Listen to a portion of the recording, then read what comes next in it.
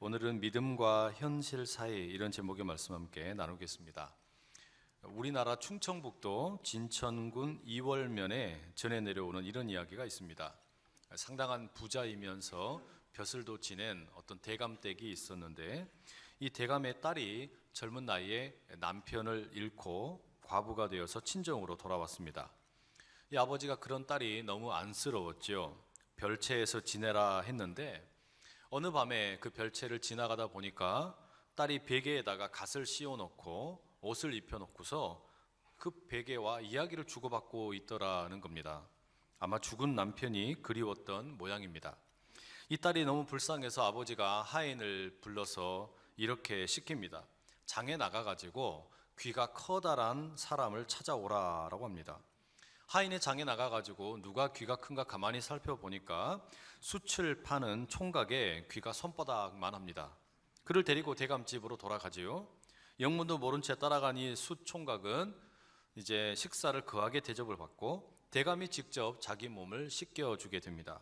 어두운 밤이 되자 대감이 이 숯장수 총각을 데리고 별당으로 갑니다.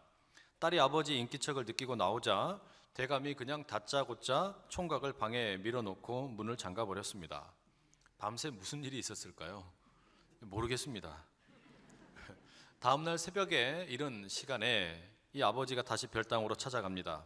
다짜고짜 그 딸과 숫장수 총각을 깨우더니 서두르라 하며 돈과 말 2피를 준비하여 떠나 보냅니다. 그런 다음에 딸 방에 들어가서 베개에 딸의 옷을 입히고 목을 맨 것처럼 꾸밉니다. 아마 그렇게라도 해서 사람들의 시선을 피해 자신의 딸이 청상과부로 살 것이 아니라 건강한 가정을 새롭게 꾸리기를 소원했던 것으로 보입니다. 이 시어머니 나오미의 마음도 그런 것 아니겠습니까? 자기 남편 엘리멜렉이 죽고 또 두 아들 말론과 기럧이 그 모압 땅에서 다 죽었습니다. 졸지에 남겨진 이제 3명의 이 과부들은 완전히 그냥 어찌해야 할지 모르는 상황이 된 거죠. 그런 와중에 이 나오미라는 여인의 고향 베들레헴에는 하나님께서 은혜를 주셔서 그 떡집에 떡이 돌아오고 있다, 하나님께서 풍성한 열매를 거두게 하신다 소문이 들립니다. 그래서 돌아가기로 작정을 하지요. 하지만 이 나오미는 그 시어머니 입장에서 모압 여인인 며느리들이 걱정이 됩니다. 외국에서 이방인으로 산다라는 것이 쉽지 않기 때문이죠. 자신이 10년 동안 모압 땅에서 살아보니까 쉽지가 않아요. 그래서 걱정이 됩니다. 이런 마음에 나오미가 이제 두 며느리에게 니네는 돌아가라, 내 딸들아 니네 고향으로 돌아가라, 이렇게 설득을 하죠. 시어머니의 말씀을 듣고 오르바라는 며느리는 돌아가기로 결심을 합니다. 이제 나오미가 남겨진 며느리 룻에게 15절에서 이렇게 말합니다. 나오미가 또 이르되 보라, 네 동서는 그의 백성과 그의 신들에게로 돌아가나니 너도 너의 동서를 따라 돌아가라 하니, 오르바처럼 고향으로 돌아가서 좋은 남자 만나 재혼해서 살아라 라는 겁니다. 그런데 이 룻이 시어머니 나오미에게 완강하게 거절하며 16절 17절 이렇게 말합니다. 룻이 이르되 내게 어머니를 떠나며 어머니를 따르지 말고 돌아가라 강권하지 마옵소서. 어머니께서 가시는 곳에 나도 가고 어머니께서 머무시는 곳에서 나도 머물겠나이다. 어머니의 백성이 나의 백성이 되고 어머니의 하나님이 나의 하나님이 되시리니 어머니께서 죽으시는 곳에서 나도 죽어 거기 묻힐 것이라. 만일 내가 죽는 일 외에 어머니를 떠나면 여호와께서 내게 벌을 내리시고 더 내리시기를 원하나이다 하는지라. 여러분, 지금 이 고백을 하고 있는 여인은 이스라엘 사람이 아니에요. 모압이라는 이방 여인 아닙니까? 그런데도 자기 민족과 고향을 떠나서 시어머니인 나오미와 함께 동행하겠다라고 결단을 하는 겁니다.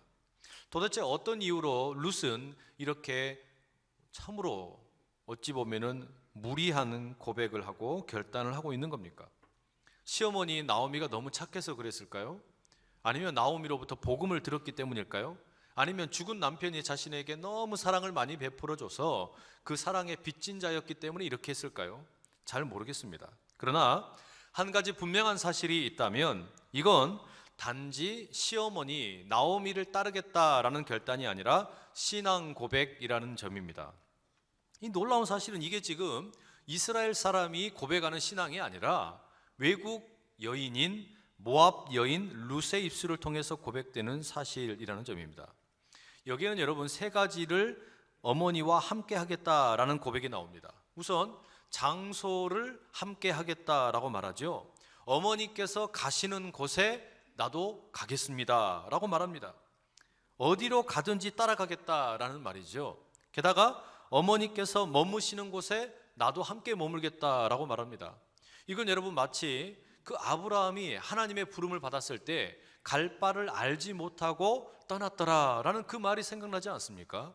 지금 룻의 심정이 꼭 그런 거예요. 어디로 가야 될지도 정확히 모르면서 한 번도 가보지 않은 곳을 그냥 나오미 시어머니 믿고 따라가겠다라고 말하는 겁니다. 게다가 머무시는 곳에서 함께 머물겠다, 이 머문다라는 말은 요즘 말로 비유하자면 노숙을 하게 되면 노숙하겠습니다 이런 이야기예요. 어머니가 만약에 노숙자가 되면 저도 노숙자 되겠습니다. 그렇게 장소에 대한 고백을 함께 나눕니다. 또 이 며느리 룻이 시어머니에게 무엇을 함께 하겠다고 말하냐? 시간을 함께 하겠다라고 말합니다. 어머니께서 죽으시는 곳에 나도 죽어서 거기 묻히겠습니다. 죽음이 아닌 다른 것은 우리를 갈라놓을 수 없습니다. 시간을 늘 함께 하겠다라는 고백이지요. 여기까지는요, 이 장소와 시간을 함께 하겠다라는 이 고백은 마치 결혼을 하는 두 남녀의 혼인서약과 비슷해 보입니다. 그런데 세 번째 또 함께 하겠다라는 게 있어요. 그게 뭡니까? 바로 하나님입니다. 어머니의 하나님이 나의 하나님이 되고 어머니의 백성이 내 백성이 될 것이다 라고 말하죠. 이게 가장 중요한 고백입니다. 이 선택이 중요한 이유는 지금 하나님을 선택한다라는 것, 시어머니가 믿고 있는 하나님을 믿겠다라는 것은 이 모압 여인인 룻의 입장에서 보자면 엄청나게 커다란 결단이기 때문입니다. 본래 룻이 살고 있는 이 모압 땅에는 토착신으로 그모스라는 유명한 신이 있었습니다. 그런데 나는 이제 그모스를 섬기며 살 것이 아니라 어머니가 섬기는 여호와 하나님을 내 하나님으로 내 신으로 섬기고 살겠다라고 말하는 겁니다. 또 내 민족 모압이 아니라 어머니의 민족인 이스라엘을 내 나라 내 민족으로 택하겠다라고 말하는 겁니다. 그러니 이게 룻의 입장에서 보자면 참 엄청난 고백이죠.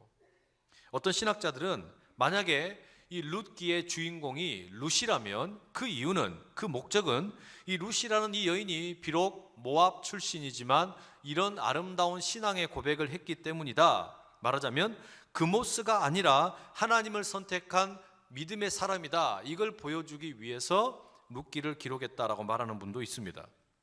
여러분, 지금 이렇게 룻이 정말 기가 막힌 신앙의 고백을 하고 있는데 이것은 적어도 이스라엘의 역사를 보자면 사사시대 이후에 두 번에 걸쳐서 아주 중요한 의미를 갖습니다.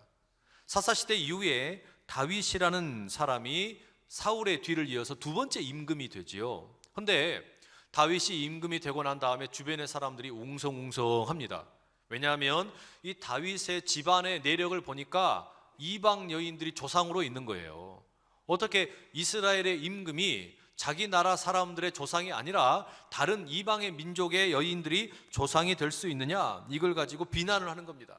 심지어 신명기에 기록되어 있기를 영원히 하나님의 백성이 될 수 없다고 말했던 모압 여인이 다윗의 조상이더라, 이렇게 떠들고 다니는 겁니다. 그러니 이런 비난에 대해서 지금 룻기는 어떤 이야기를 들려주는 겁니까? 룻은 그냥 모압 여인이 아니라 자기의 믿음의 고백으로 하나님을 받아들인 믿음의 여인이다, 요거 이야기해주고 있는 거예요. 동시에 여러분, 만약에 이 룻기를 바벨론의 포로로 잡혀갔던 사람들이 예루살렘으로 돌아와서 읽게 된다면 어떤 일이 벌어질까요? 이 바벨론에서 포로로 약 한 70년을 살다가 사람들이 이제 예루살렘으로 돌아왔습니다. 그리고 이스라엘 남자들이 그 주변에 있는 많은 외국의 여인들과 결혼을 하게 되었어요. 말하자면 국제 결혼을 하게 되는 것이죠. 그런데 이 이스라엘의 많은 제사장들이 에스라의 9장과 10장 그리고 느헤미야 13장에 나오는 말씀처럼 이스라엘 남자들이 국제 결혼을 해서 외국 며느리, 외국의 아내를 맞이했는데 그거 다 버려라, 그 아내들과 다 이혼해라, 이렇게 이야기를 하게 됩니다.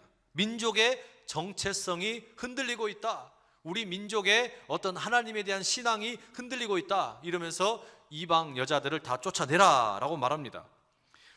민족의 어떤 신앙을 반듯하게 지키기 위한다라는 점에서 보자면 그 국제결혼을 금지시키고 이혼을 하라고 했다는 거 나름 정당성이 있습니다. 그런데 그 시대에 만약에 사람들이 룻기를 읽으면 어떻게 될까요?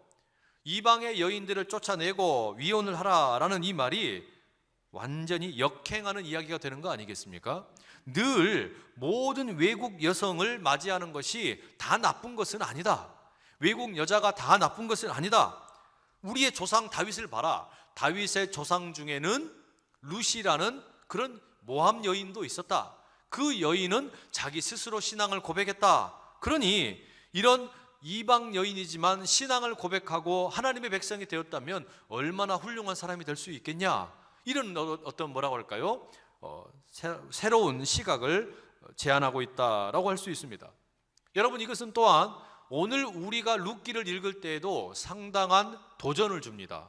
왜 그런가 하면, 여러분, 우리는 본래 오랫동안 이 대한민국이라는 이 민족, 한민족은 단일 민족이다, 그걸 아주 자랑스럽게 생각하고 살아왔죠. 또한 우리는 한민족으로서 아주 순수한 그런 어떤 혈통이다 라고 생각을 해왔어요. 그런데 다양한 이유로 지금 우리 곁에는 수많은 외국인들이 살고 있습니다. 대략 200만 명 이상의 외국인이 국내에 체류하고 있습니다. 외국인 근로자의 숫자가 약 50만 명이 넘고 결혼 이주 여성도 30만 명 이상이나 됩니다. 우리가 거주하는 이 안산시에만 이 외국인들의 국적을 따져놓고 보니까 무려 92개 나라에서 외국인들이 와서 살고 있어요. 엄청나게 많은 외국에서 오신 분들이죠. 이런 시대에 여러분, 우리가 이 외국에서 오신 분들에 대해서 선입견을 가지고 있고 색안경을 끼고 바라보게 되면 어떻게 되겠습니까? 부정적인 사고방식을 대하고 있으면 어떻게 되겠습니까?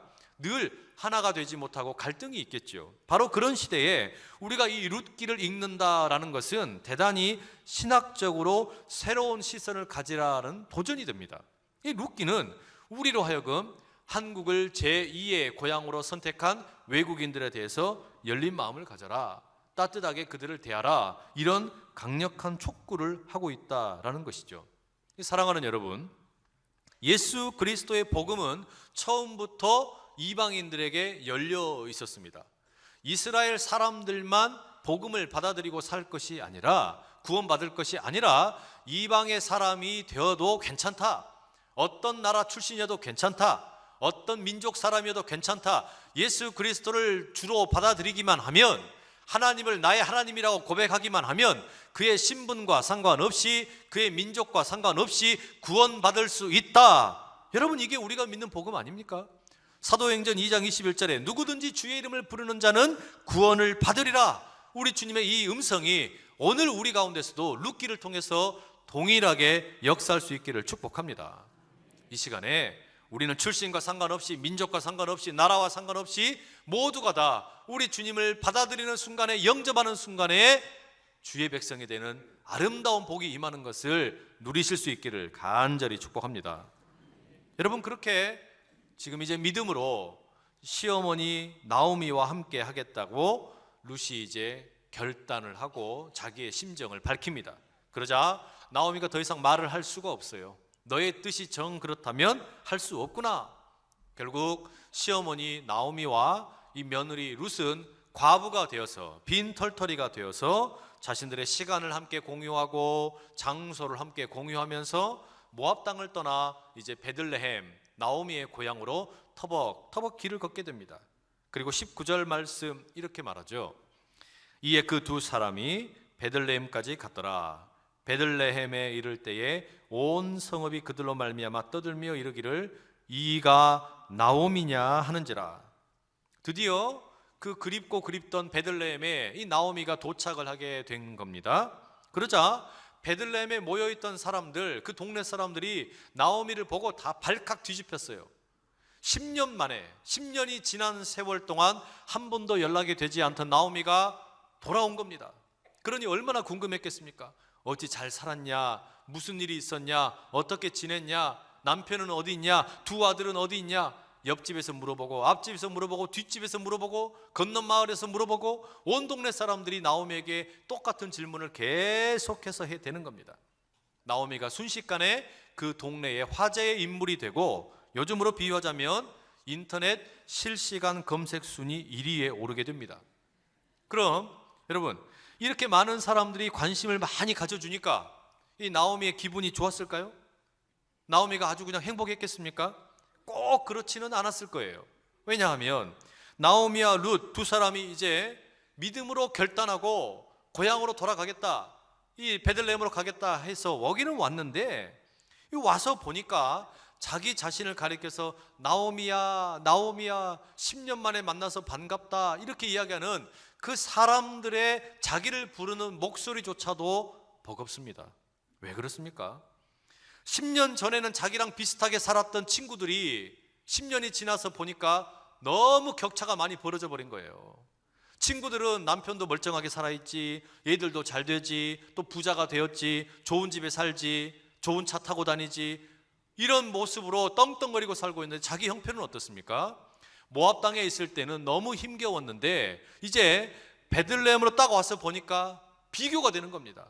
자기 신세가 너무 비교가 되는 거예요. 남편 죽어버렸지, 두 아들 죽어버렸지, 가진 것은 아무것도 없지, 그런 빈털터리로 돌아온 자기 모습을 보면서 너무 힘이 드는 거예요. 그것도 한두 번 이야기하는 거 아닙니까? 이 사람하고 이야기해가지고 이런 사정이 있었다, 또 이야기해줬는데 또 다른 사람이 와가지고 나오미 10년 동안 어떻게 살았어, 또 그 이야기 이렇게 들려주면 계속해서 자기 상처, 자기 아픔, 자기 고통을 끄집어내고 또 끄집어내고 이야기를 해야 되니까 이게 얼마나 힘겨웠겠습니까? 여러분, 이게 마치 달동네에서 살다가 부자들이 모여 살고 있는 그런 동네로 이사 가면 너무 어색해지는 그런 거 있잖아요. 마치 그런 기분을 지금 이 나오미가 느끼게 되는 겁니다. 나는 지금 겨우 숨만 쉬면서 살고 있는데 동네 사람들은 다 풍요롭게 잘 살고 있는 겁니다. 그 사람들이랑 나를 비교해 보니까 내가 너무 초라해요. 그러니 힘겨워지는 겁니다. 그래서 동네 여인들에게 말을 합니다. 뭐라 그래요? 더 이상 친구들아, 나를 이제 나오미라고 부르지 마라. 나를 나오미, 기쁨이라고 부르지 말고 나는 인생이 괴롭다, 인생이 쓰다, 그러니 나를 마라라고 불러라, 이렇게 얘기하는 겁니다. 여러분, 우리가 오랜만에 고등학교 동창회를 갔어요. 한 10년 만에 갔어요. 고등학교 다닐 때는 내 옆에 오지도 못했던 찌질이가 그냥 결혼을 잘해가지고 부자가 되고 또 아들들이 잘 되고 막 그냥 출세를 하고 이러면 여러분 어때요? 10년 만에 만나서 동창회 갔는데 다시는 가기 싫어지잖아요. 얼굴 쳐다보기가 싫어지잖아요. 그러니 그 친구들을 보면서 오히려 더 무슨 생각이 드는 겁니까? 모압 땅에 있을 때는 그냥 힘겨운 것보다 이렇게 자기만 생각하고 있었는데 자기 내면에 가두어 놨던 이 슬픔이 친구들을 보는 순간에, 오랜만에 사람들을 만나는 순간에 폭발을 해버리는 거예요. 내가 너무나 비참해 보이고 자기 연민에 빠지고 자기를 비하하고 이런 일에 빠진다라는 것이죠. 여러분, 심지어 이 나오미가 그렇게 동네 사람들을 만나서 힘겨워지다가 자기를 나오미를 이제 마라라고 불러달라고 이야기하면서 동시에 또 뭐라 그러냐, 사실은 자기가 이 베들레헴에 돌아오게 된 결정적인 계기는 하나님께서 베들레헴을 돌보고 계신다라는 그 복음을 들었기 때문 아닙니까? 그래서 그 슬픔의 자리에서 박차고 일어나서 돌아가기로 결심을 해서 베들레헴에 왔는데 막상 와서 자기 현실을 보니까 너무 힘겨운 거예요. 그러니까 이 모든 힘겨운 것을 하나님에게 섭섭함으로 표현을 합니다. 하나님께서 나를 이 모양 이 꼴로 만들었다라고 말하는 거예요. 그게 21절에 이렇게 나오죠. 내가 풍족하게 나갔더니 여호와께서 내게 비어 돌아오게 하셨느니라. 여호와께서 나를 징벌하셨고 전능자가 나를 괴롭게 하셨거늘 너희가 어찌 나를 나오미라 부르느냐 하니라. 나오미가 자기 스스로를 지금 뭐라고 말합니까? 내가 베들레헴에서 과거에 10여 년 전에 나갈 때는 부자로 나갔다, 내가 부자였다, 이렇게 이야기하는 겁니다. 여러분, 정말 그럴까요? 이거는 팩트 체크가 필요해요. 나오미와 가족들이 본래 10년 전에 이 베들레헴에서 모압으로 이민 갈 때 부자로 나갔습니까? 아니에요. 그 땅에 기근이 들어가지고 흉년이 들어가지고 너무 힘겨워서 먹고 살 게 없어서 살기 위해서 가난함에도 불구하고 떠난 거 아닙니까? 그러니 이 풍족했다라는 말은 팩트가 아닙니다. 다만 그때 떠날 때에는 남편도 있었고 아들이 둘이나 있었다라는 점으로 생각해 보자면 풍족했다라는 말이 지금은 가족이 하나도 없어져 버렸으니까 어느 정도 맞는 말이 될 수도 있겠죠. 또 나오미가 지금 하나님께서 자기를 어떻게 했다고 말해요? 나를 텅 비게 만드셨고 나를 징벌하셨고 심지어 전능자 엘샤다이 그 하나님께서 나를 괴롭게 하셨다라고 말합니다. 말하자면 자신의 실패, 텅 비어버린 곳간 이런 모든 문제를 하나님에게 핑계를 대고 있는 겁니다. 여러분 이것도 조금 다소간에 놀부심보예요. 잘 되면 내 탓이고 안 되면 하나님 탓이야. 지금 그런 모습이 지금 들어있는 겁니다. 말하자면 나오미는 지금 베들레헴에서 사람들을 만나면서 자기 자신에 대한 자존감이 그냥 땅으로 뚝 떨어져 버린 거죠. 그것과 함께 하나님에 대해서도 괜히 섭섭한 생각이 들고 하나님에 대한 원망과 말하자면 심술이 막 나게 된 거예요. 믿음으로 결단하고 하나님께서 저 베들레헴을 돌보고 계신다더라 그 복음 들고 돌아왔는데 마주한 현실이 쉽지가 않더라라는 말입니다. 그럼 여러분 룻은 어떻습니까? 바라는 거 하나 없이 그냥 믿음으로 시어머니 따라서 자기 민족 모압을 버리고 민족의 신 그모스를 버리고 베들레헴으로 들어왔습니다. 그런데 여러분 룻에 대한 반응은 어떻습니까? 오늘 본문을 보면 반응이 아무것도 없어요. 사람들이 관심을 갖지를 않는 겁니다. 나오미랑 룻이랑 함께 이 마을에 들어왔는데 사람들의 관심은 온통 누구에게만 있습니까? 나오미에게만 있어요. 나오미만 붙잡고 나오미 너 어떻게 살았냐? 10년 동안 어떻게 살았냐? 옆에 룻이 있는데 쳐다도 안 보는 거예요.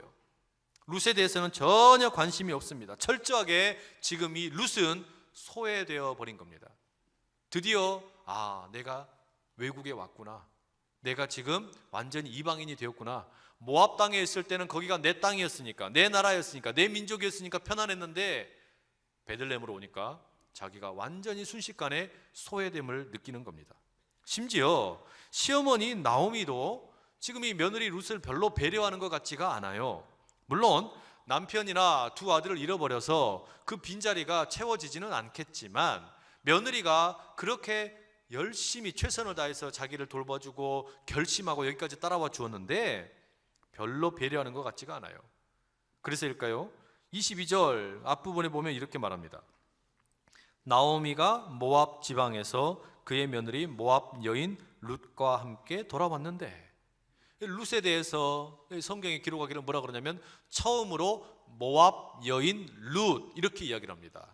앞에는 모압 여인 룻이라는 말이 없었어요. 그런데 이제는 베들레헴에 이사를 왔기 때문에 너는 모압 여인이다. 너는 이방인이다. 너는 외국인이다. 이것을 완전히 확인 사살을 시켜주는 겁니다. 완전히 외국인이 되었다라는 것을 분명하게 이야기해 주는 거예요. 모압 땅에 있을 때는 자연스러웠던 모든 것이 낯설어지고 이상하게 다가온다라는 것이죠. 저 이 말씀을 가만히 묵상하면서 이 아내에 대한 미안함이 조금 생기더라고요. 지난 월요일에 제 아내 생일이었는데 헌데 하필이면 그때가 정책당이었기 때문에 1박 2일로 밖에 나가야만 했습니다. 그래서 함께 시간을 보낼 수가 없었습니다. 때문에 지난 주일날 사역을 다 마치고 밤에 늦게 들어가서 미역국을 끓였어요. 솜씨는 서툴지만 그냥 여하튼 막 뭐든지 대충 때려놓고 그냥 끓였어요. 아내가 그냥 잘 먹어줬습니다. 좋아하는 그 티라미슈 케이크 하나에다가 미역국 하나 두고 조촐하게 생일 파티했습니다. 아내 말로는 제가 10년 만에 미역국을 끓여줬대요. 더 미안해지더라고요. 그러니까 얼마나 많이 서운함이 있었겠어요. 사실 제 아내는 저와 결혼을 하던 당시로 생각을 해보면 이 룻처럼 그냥 저 하나 믿고 본래 살던 경상도에서 전라도로 시집을 온 거거든요. 남편만 믿고 경상도에서 전라도로 왔는데 이게 물설고 좀 낯설었던 것 같아요. 여러분, 현실은 믿음과 사뭇 다르지 않습니까? 이게 얼마나 힘들었을까? 제 아내가 그때 밤마다 많이 울었어요. 힘겨웠던 것 같아요. 그냥 누가 괴롭혀서 운 게 아니라 낯선 환경 자체가 그냥 힘든 겁니다. 그런데 저는 그런 거 잘 신경도 안 쓰고 그냥 코 골면서 잠만 잘 잤어요. 그리고 제 아내가 그러더라고요. 제가 뭐라고 잠꼬대를 했냐 그랬더니 아멘 주여 수여 어서 오시옵소서. 이러고는 잠꼬대를 했다는 거예요. 제가 이거는 여러분 신혼부부로 남편이 해야 될 그런 잠꼬대가 아니잖아요. 이제 막 결혼했는데 아멘 주여 수여 어서 오시옵소서. 이건 좀 어울리지가 않지 않습니까? 제가 아내 마음을 몰라줘도 너무 몰라줬던 거죠. 우리 남자 성도 여러분, 결혼을 하셨습니까? 아내가 혹여 친정에서 멀리 떨어진 시댁으로 이사 오셨습니까? 남편만 바라보면서 믿음의 결단으로 온 거예요. 그러면 그 믿음과 현실이 많이 다릅니다.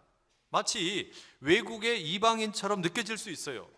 남편이 생각하는 것보다 훨씬 더 힘겨울 수 있다라는 말입니다. 그러니 어떻게 해야 돼요? 더 많이 사랑해 주십시오. 사랑을 많이 베풀어 주셔서 사랑이 넘치는 부부 될 수 있기를 축복합니다. 우리 믿음도 마찬가지입니다. 내가 예수 믿으면, 내가 예수님을 이제 믿고 그러면 십자가를 붙들고 살면 행복할까? 여러분, 믿음과 현실은 그렇게 썩 어울리지 않을 때가 많습니다. 낭만적이지가 않아요. 신앙생활이 그렇게 낭만적이지가 않은 겁니다. 지난주 금토 어제 3기 치유학교가 끝나고 왔습니다. 그 치유학교에 많은 분들이 참석을 해주셨는데 마치는 시간에 남자 성도님 한 분이 간증을 하셨어요. 이분이 나오셔서 어떤 간증을 하셨냐? 많은 사람들 앞에서 앞으로 제가 금연을 하겠습니다, 딱 선포를 해버리신 거예요. 믿음의 결단 아닙니까? 내가 이제 믿음의 결단으로 딱 끊겠다 선포를 하셨어요. 그런데 여러분, 그 믿음의 결단과 현실은 달라요. 현실은 아주 냉혹하다는 말입니다. 지나가다가 나도 모르게 막 손가락이 막 이렇게 되는 거예요.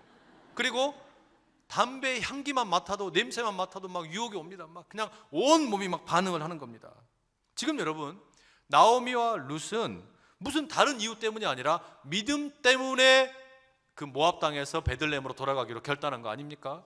나오미는 나오미대로 베들레헴에 하나님께서 행하시는 놀라운 은혜가 있다더라, 그 복음 붙들고 이주하기로 결단을 했고, 또 룻은 룻대로 어머니의 하나님이 내 하나님이 될 것입니다, 이 믿음의 고백 가지고 따라간 거 아니에요? 그런데 베들레헴에서 마주한 이 현실이라는 게 절대 쉬운 일이 아니더라는 말이에요. 그럼 여러분, 이 나오미와 룻이 이렇게 믿음을 따라서 왔는데 현실이 녹록지 않고 어려운데 하나님께서 그냥 내버려 두실까요? 아무렇게나 살도록 이리저리 끌려다니게 내버려 두실 거냐? 그러지 않습니다. 여러분, 오늘 마지막 절 22절 다시 한번 보십시오.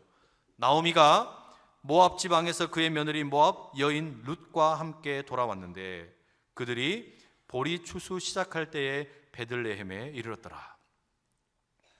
이 배경을, 장소적인 배경을 모압에서 베들레헴으로 바꿔주면서 동시에 시간적인 배경을 뭐라고 말하냐면 베들레헴으로 돌아올 때가 보리 추수를 시작할 무렵이라고 이야기해 줍니다. 여러분, 이건 의도적으로 지금 나오미와 룻이 이주하게 된 이때를 출애굽 당시에 이스라엘 백성들이 이제 모압 평야에서 요단강을 건너서 가나안 땅으로 들어가던 시기에 일치시켜 주고 있는 겁니다. 말하자면 출애굽의 이미지를 고스란히 그대로 가지고 와서 룻기에 대비시켜 주고 있다라는 거예요. 이스라엘이 출애굽 이후에 40년의 시간을 보내다가 광야의 시간을 마치고 모압 평야에서 이제 요단강을 건너서 가나안 땅으로 진군에 들어갈 때 그때를 가리켜서 뭐라고 말하냐면 보리를 추수하던 시기였다라고 말하는데, 바로 그 시기에 나오미와 룻이 지금 똑같은 비슷한 상황에 모압 땅에서 베들레헴으로 들어가고 있는 겁니다. 또한 여기 성경에서 희한하게 표현되어 있는 게 하나 있습니다. 그건 뭐냐면 나오미와 룻이 함께 베들레헴으로 돌아왔다라고 말하고 있습니다. 사실 여러분, 나오미의 입장에서 보자면 돌아온 게 맞아요. 그렇죠? 자기 고향이 베들레헴인데 모압 땅에 10년 동안 가서 살다가 돌아오게 되었으니까 나오미는 맞지요. 그러나 룻은 어떻습니까? 룻은 돌아온 게 아니에요. 룻은 본래 베들레헴 출신이 아닙니다. 모압 사람입니다. 그러니 처음 가는 거예요. 처음 가는 건데 왜 나오미도 그렇고 룻도 그렇고 베들레헴으로 돌아왔다라고 말하는 겁니까? 굳이 이 두 사람을 가리켜서 돌아왔다라고 말하는 이유는 우리 이 땅에 살고 있는 모든 사람은 궁극적으로 하나님께로 돌아가야 하는 존재이기 때문인 줄로 믿습니다. 우리 모두는요, 저 하늘로부터 하나님께서 이 땅에 소풍을 보내주셔서 소풍 같은 인생을 살다가 다시 하나님께로 돌아가야 될 인생이라는 말이에요. 우리 모두는 하나님께로 돌아가야 되고 예수님께로 돌아가야 되고 성령님께로 돌아가야 되고 교회로 돌아가야 되고 천국으로 돌아가야 될 하늘 백성인 줄로 믿습니다. 그러니 여러분, 우리 모두에게는 이스라엘 백성들이 출애굽의 사건을 경험했던 것처럼 우리 나름의, 우리만의 출애굽 사건이 필요한 거예요. 그런데 이 출애굽 사건을 하나님께서 행하실 때 믿음으로 그 길을 떠나는 사람들 그냥 내버려 두시는 게 아니라 그 때를, 비록 현실이 지금 받아들이기 어렵고 힘겨운 것이 너무너무 많이 있지만 보리를 추수한 시기이다라고 말하면서 앞으로 하나님께서 얼마나 놀라운 헤세드의 은혜를 부어주실 것인지를 암시해 주고 있다라는 겁니다. 지금 믿음으로 결단을 해서 예수 믿기로 작정을 했는데, 내가 하나님 믿고 살기로 작정했는데, 교회에서 신앙생활 하기로 작정을 했는데 맞닥뜨린 현실이 너무나 어렵습니까? 그러나 그때 하나님께서는 분명히 예비하신 보리 추수의 시기를 기다리고 계신다는 말이에요. 그 하나님의 섬세한 은혜가 우리 모든 성도님들의 삶 가운데 넘치도록 임하는 그 역사가 있기를 간절히 축복합니다. 우리 모두에게 출애굽의 역사를 행하시는 그 주님, 이 나오미와 룻이 모압 땅에서 떠나서 베들레헴으로 이끌어 가셨을 때 보리 추수의 시기가 되게 하셔서 은총을 베푸셨던 것처럼 여러분의 모든 삶 가운데서도 그 모든 죄악의 자리, 죽음의 자리, 슬폐의 자리, 고통의 자리에서 일어나 주께로 돌아가게 되면, 하나님께로 돌아가게 되면 보리 추수의 시기에 역사를 만나게 하실 줄로 믿습니다. 이 은혜가 우리 모두 가운데 가득하기를 간절히 축복하고, 우리 시간에 같이 한번 기도하기 원하는데요, 기도하실 때 이런 마음으로 함께 같이 한번 기도하십시다. 하나님, 내가 믿음 붙들고 하나님께로 돌아갑니다. 우리 주님께로 돌아갑니다. 교회로 돌아갑니다. 이 믿음의 다짐이 현실 앞에서 무너지지 않게 해주시고 주님께서 예배하신 넘치는 복으로 함께 하여 주시옵소서. 보리 추수의 시기를 내게 허락하여 주시옵소서. 이 믿음의 고백으로 주여 힘있게 세 번을 치고 기도하며 나갑니다. 주여, 주여, 주여. 사랑하는 아버지 하나님, 아버지 하나님, 믿음의 결단을 가지고 실패의 자리에서 박차고 일어나 아버지 하나님의 현실로 들어갑니다. 아버지 하나님의 모든 삶의 어려운 질고들을 이제는 물리치고 하나님 따라가기를 결심합니다. 교회로 돌아갑니다. 하나님께로 돌아갑니다. 예수님께로 돌아갑니다. 아버지 하나님, 이 믿음의 결단이 때로 현실을 만나서 어렵고 힘겨운 일들이 많이 펼쳐진다 할지라도, 그러나 주여 보리 추수의 시기 가운데로 우리를 이끄시고 넘치게 이끄시는 그 하나님의 은총을 만나게 하여 주시옵소서. 그 주의 영광스러운 맛보는 우리 모두 다 되게 하여 주시옵소서. 사랑하는 아버지 하나님, 실패의 자리에서, 고통의 자리에서, 죽음의 자리에서, 죄의 자리에서 믿음으로 결단하고 하나님께로 돌아갑니다. 교회로 돌아갑니다. 우리 주님께로 돌아갑니다. 주여, 그 믿음의 결단이 우리의 너무나 차가운 현실 앞에서 힘들 때가 있고 어려울 때가 있습니다. 그러나 주님, 우리에게 보리 추수의 은혜를 부어주실 그 주님을 사모하며 나가오니 넘치는 은혜로 함께하여 주시옵소서. 예수 그리스도의 이름으로 기도드립니다. 아멘.